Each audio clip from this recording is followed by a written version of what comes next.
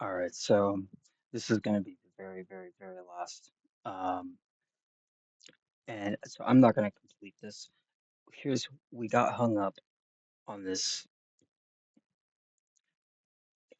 It has so far been able to do everything it needed through the browser using the typical methods that are available to me, but it wasn't able to import a CSV. Anyways, it there was a gap in the instructions, perhaps, where its solution was basically to create this highly circuitous route where it recreates the Odoo import templates in a Google Sheet.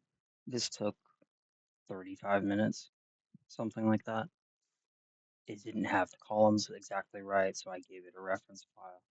And I think it could have gone on for hours like this, manually recreating a process. It's actually ridiculous and it's comical. And I brought that up to it. So because I'm not going to do this. I want to know what it could have done. Sometimes it gets trapped in the web of instructions and constraints that you've been building and building and building throughout the whole thing. Now it doesn't have any flexibility to think for itself anymore. Let me. This is a lot here. Okay,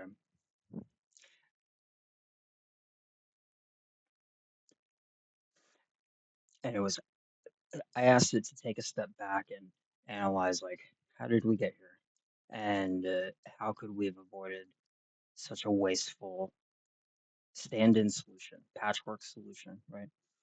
And it does have security parameters. It has guidelines and restrictions that it can't do some things. For example, it can't log into a website even if you give it the password and stuff. The the authentication to different things needs to already be pre-established, set up by the user in that session, right? There's a lot of things that need to be done for it. I mean, I can't log into a website either without authenticating, but yeah, I can't find this thing. So this is a little.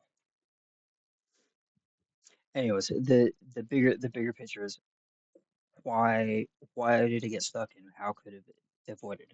So I asked it to brainstorm things that we could have done at the very beginning. Here it is. What could we have done at the very beginning to avoid this? How do you avoid chasms where you're no longer able to continue with the tools that you have available? And these stand-in solutions don't make any sense because I don't want to be involved in this process at all. I don't want to download a CSV and import it. It's distracting. It's, I don't want to do it. I don't like spreadsheets.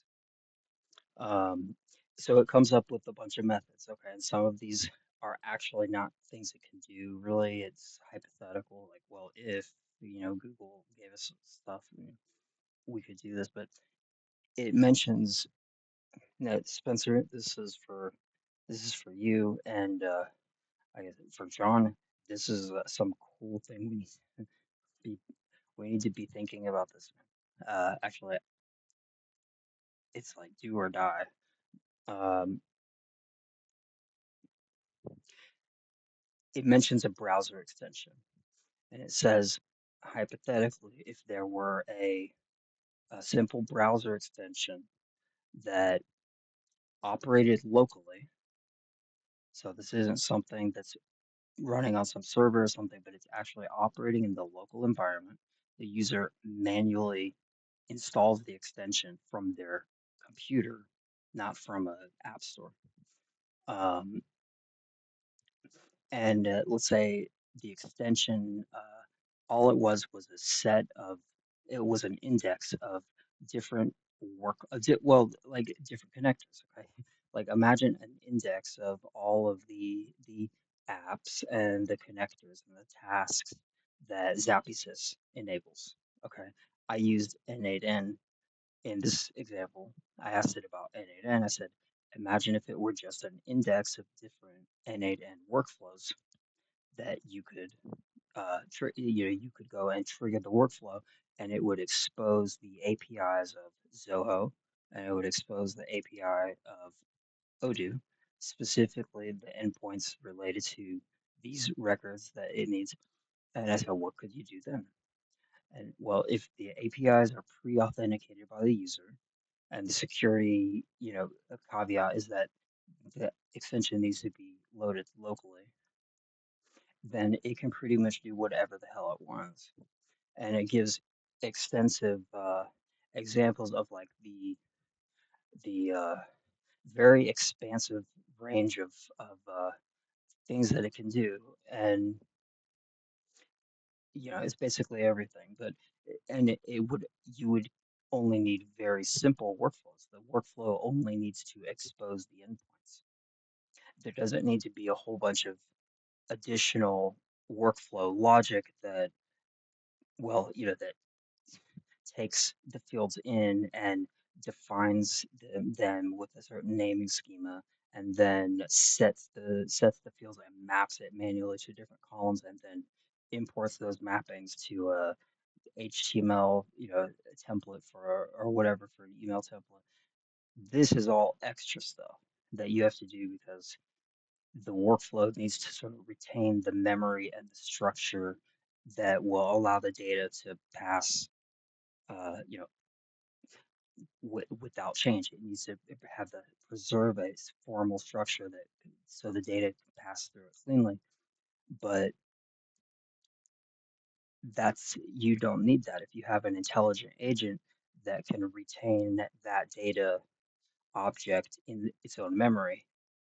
And so, in the case of this browser extension example, it could connect to it would trigger the workflow through the extension, expose the endpoints to itself, and then all of the extra workflow logic that you would traditionally build inside of this drag and drop interface here,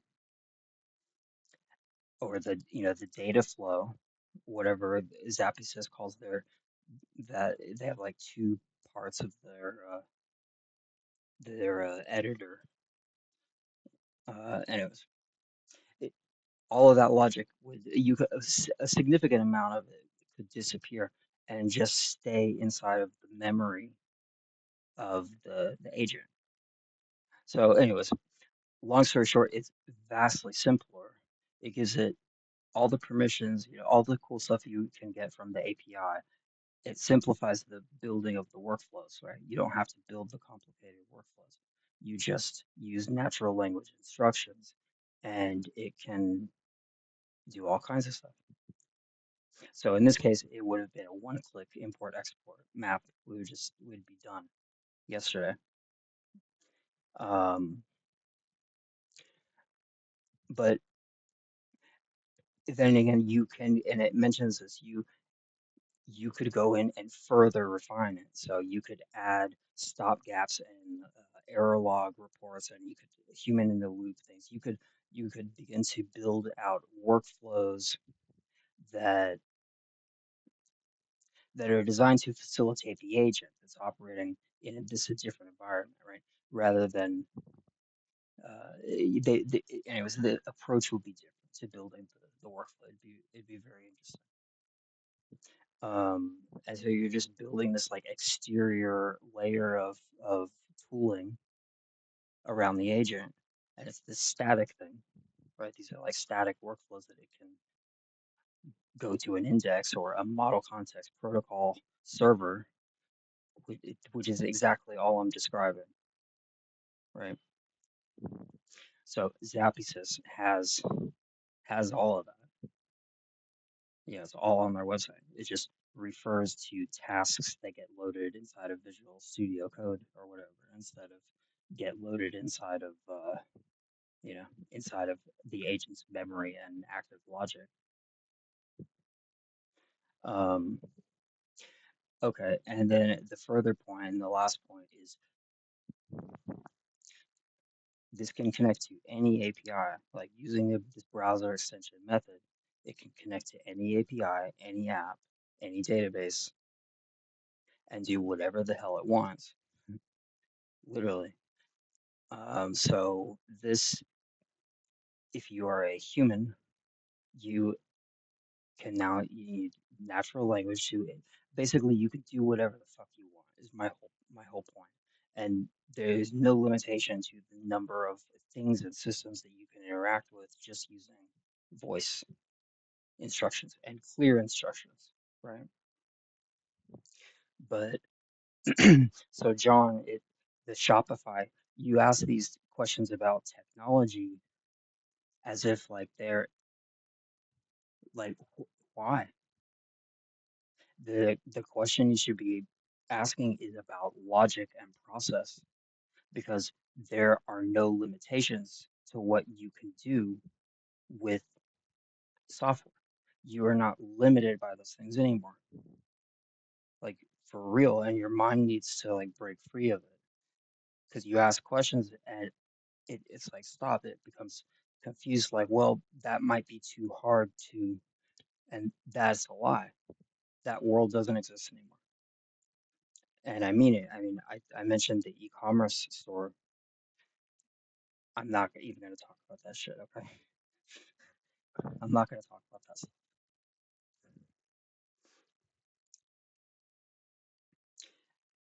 Anyways, this makes life fun. That's my opinion. And I am going to make a browser extension, or actually, Gemini or Codex are just going to make a browser extension. So we'll see how that goes. That's going to be the next step.